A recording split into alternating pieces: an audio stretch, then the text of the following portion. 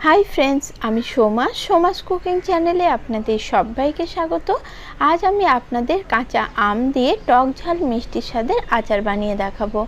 और ये आचारटी खेते एतटाई टेस्टी हय जे एकबार खेये कारो मनई भरबे ना। ताई झटपट काँचा आम शेष हये जाओयार आगे ये आचारटी बानिये निन। एकबार बानिये सारा बछर जुड़े खेते पारबेन। चलुन ताहले एखन एई टक झाल मिष्टि स्वादेर आमेर आचारेर रेसिपिटी देखे निन। भिडियोटी भालो लागले लाइक और शेयर करार अनुरोध रइलो। और जारा एखोनो आमार चैनलटी सबस्क्राइब करेननि तादेर काछे आमार अनुरोध चैनलटी सबस्क्राइब करे निन। एते जखोनी आमि कोनो नतुन भिडियो आपलोड करब तार नोटिफिकेशन संगे संगे आपनादेर काछे पौঁছে যাবে। टक झाल मिष्टि स्वादेर काँचा आमेर आचार तैरी करार जोन्नो प्रथमे आमि एखाने 1 केजी काँचा आम नियेछि। आमगुलो खूब भालो करे धुए नियेछि।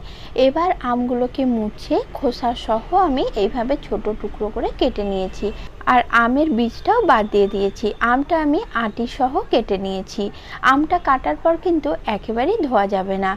एरपर एकटी कड़ाइर मধ্যে आमि निये निচ্छि 100 ग्राम सर्षेर तेल। तेलटा भालो करे गरम करे निয়েছি। तारपर तेलेर मধ্যে दिए दिलाम 1 टेबिल चामच रसुन कुचि। रसुनटा एकटु भाजा भाजा हये गेले एर मধ্যে आमि दिए दिচ্ছি সরষের पाउडार। 3 टेबिल चामच सादा सर्षे ना भेजे मिक्सिते दिए खूब भालोभाবে गुঁড়ো করে সরষের पाउडार बानिয়ে নিয়েছি। চাইলে আপনারা শিলেও গুঁড়োটা করে নিতে পারেন। সরষে ও রসুনটাকে আমি 1 মিনিটের জন্য মিডিয়াম ফ্লেমে ভালো করে ভেজে নিচ্ছি। এতে করে সরষের যে কাঁচা গন্ধ সেটা কিন্তু চলে যাবে। সরষেটা ভালো করে ভেজে নেওয়ার পর কেটে রাখা আমের টুকরো আমি এখানে দিয়ে দিচ্ছি। আমটা সরষের সাথে খুব ভালোভাবে মিক্স করে নেব। গ্যাসের ফ্লেম হাইতে করে দেব আর গ্যাসের ফ্লেম হাইতে রেখে সরষের সঙ্গে আমটাকে আমি ভেজে নেব 5 মিনিটের জন্য। তার আগে আমি এখানে দিয়ে দিলাম 1 চামচ হলুদ গুঁড়ো আর দিয়ে দিচ্ছি 1 চামচ লাল লঙ্কার গুঁড়ো।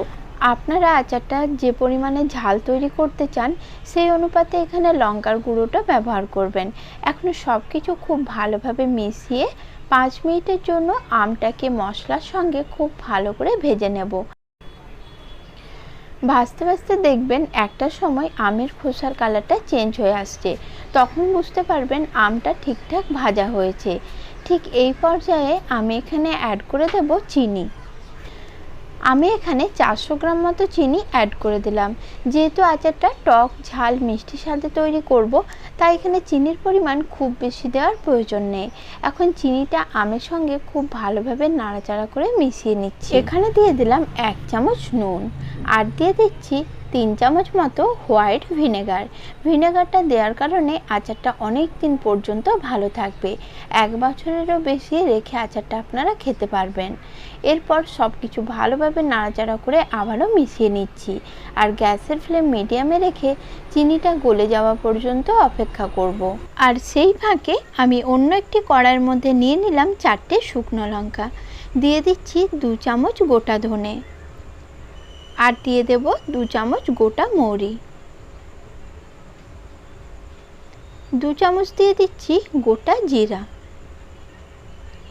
আর 1 চামচ দিয়ে দেব 5 ফোড়ন। এবার গ্যাসের ফ্লেম একদম লোতে করে দিয়ে মশলাগুলো 5 থেকে 6 মিনিটের জন্য খুব ভালোভাবে ভেজে নেব।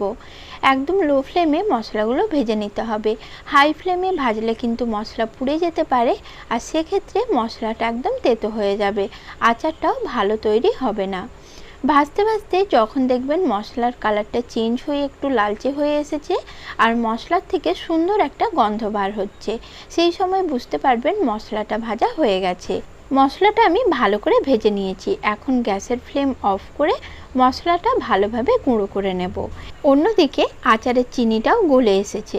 ভালোভাবে আচারটা নাড়াচাড়া করতে থাকতে হবে যাতে আমগুলো সব দিক দিয়ে সমানভাবে সেদ্ধ হয়। এইভাবে আচার তৈরি করলে আমটা খুব সুন্দরভাবে সেদ্ধ হবে আর সেদ্ধ হওয়ার পর একদম গলে ঘেটেও যাবে না, দেখতেও সুন্দর লাগবে। গ্যাসের ফ্লেম মিডিয়াম লোতে রেখেই এইভাবে আচারটা আমি 10 মিনিট রান্না করে নিচ্ছি। 10 মিনিট রান্না করে নেওয়ার পর ফিরে এলাম। এখন দেখুন আচারটা আগের থেকে অনেকটাই ঘন হয়ে গেছে। এর চেয়ে বেশি আর ঘন করার প্রয়োজন নেই। আর আমটা এই পর্যায়ে ভালো মতো সেদ্ধ হয়ে গেছে। এরপর যে ভাজা মশলার গুঁড়োটা আমি তৈরি করে রেখেছিলাম সেটা এখানে 3 টেবিল চামচ আমি দিয়ে দিচ্ছি। ভাজার গুঁড়ো মশলা আমি একটু বেশি করে তৈরি করে নিয়েছি, তবে পুরোটা এখানে ব্যবহার করার প্রয়োজন পড়বে না, 3 চামচ মতো দিলেই হবে। ভাজা মশলার গুঁড়ো আচারের সঙ্গে ভালোভাবে আমি মিক্স করে নিচ্ছি। তারপর গ্যাসের ফ্লেম মিডিয়ামে করে আরও আচারটা 2 থেকে 3 মিনিটের জন্য ভালোভাবে ফুটিয়ে নেব, তাহলেই আচার একদম তৈরি হয়ে যাবে। মিডিয়াম ফ্লেমে 3 মিনিটের জন্য আচার আমি রান্না করে নিয়েছি। আর এখন আচার আমার একদম তৈরি। গ্যাসটি এই পর্যায়ে অফ করে আচারটি আমি পুরোপুরি ঠান্ডা করে নিচ্ছি। তারপর আমি আপনাদের দেখাচ্ছি আচারটি ঠিক কীরকম তৈরি হয়েছে। দেখুন আচার এখন আমার পুরোপুরি ঠান্ডা হয়ে গেছে, আর আচারটা আগের থেকে আরও অনেক বেশি ঘন হয়ে গেছে। এরপর আচারটিকে একটি এয়ারটাইট জারের মধ্যে ভরে সারা বছরের জন্য সংরক্ষণ করব। আজকের মতো নমস্কার বন্ধুরা, সকলে ভালো ও সুস্থ থাকবেন।